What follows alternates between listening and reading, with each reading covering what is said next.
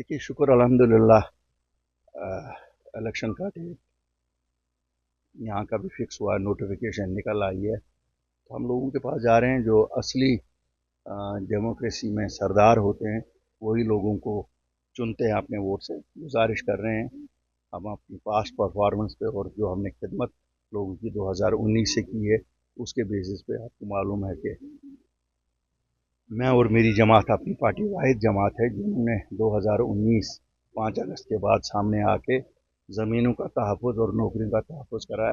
कितने सारे मसले हैं, 3-3.5 हज़ार लोगों को रहा करवाया।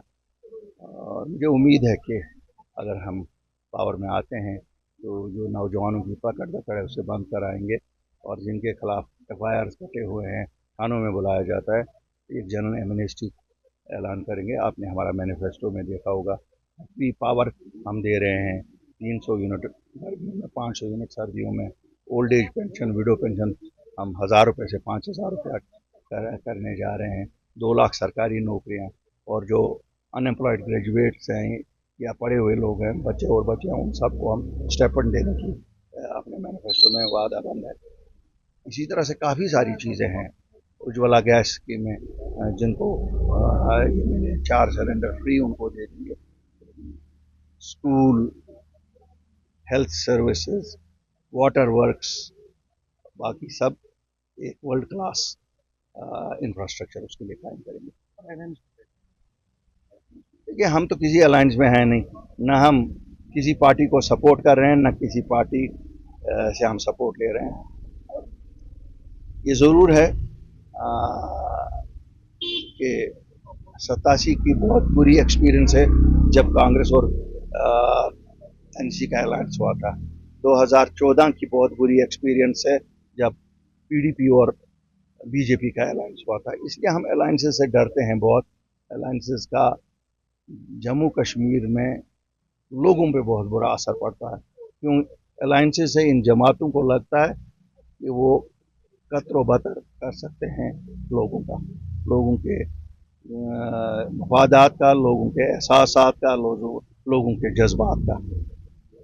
और अगर हम आज देखें जो हमारे नौजवान जेलों में हैं, या जो हमारे नौजवान इस वक्त थानों के चक्कर काट रहे हैं, या जिनकी वेरिफिकेशन बंद है, या जिनकी पासपोर्ट नहीं इजरा हुए हैं, FIR किसने काटे हैं?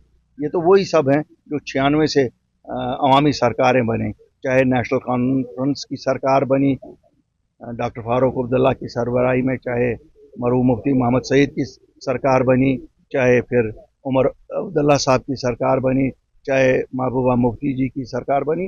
ये FIR तो वही हैं। उन्हीं FIRों पे आज बच्चों को गिरफ्तार करके अंदर रखा गया है, या पासपोर्ट बंद किए गए हैं, या वेरिफिकेशन बंद किए, या थानों के चक्कर काट रहे हैं। तो इन जमातों को कम से कम शर्मिंदा तो होना चाहिए इन चीज़ों के लिए। हर बार बोला कि हम ये FIR वापस लेंगे, लिए नहीं, लेकिन अल्लाह के फजल से हम वादा बंद हैं कि अगर हमारी जमात पावर में आती है, 30 सितंबर का कट ऑफ डेट करके हम आम माफ़ी का ऐलान करेंगे। एक सिंपल एफिडेविट कि हिंदुस्तान की सलामती और वादियत के हक़ में हम, हिंदुस्तान के आईन पे हमें यकीन है, हम अपने मुल्क हिंदुस्तान के खिलाफ कोई नहीं करेंगे। कोर्ट में एफिडेविट देना है और सबके पासपोर्ट भी इजरा होंगे, रहा भी होंगे, कोई पुलिस की पकड़ दकड़ नहीं। देश दुनिया की हर खबर सबसे पहले देखने के लिए फॉलो करें Dainik Savera TV, YouTube, Facebook, Instagram, X और WhatsApp चैनल पर।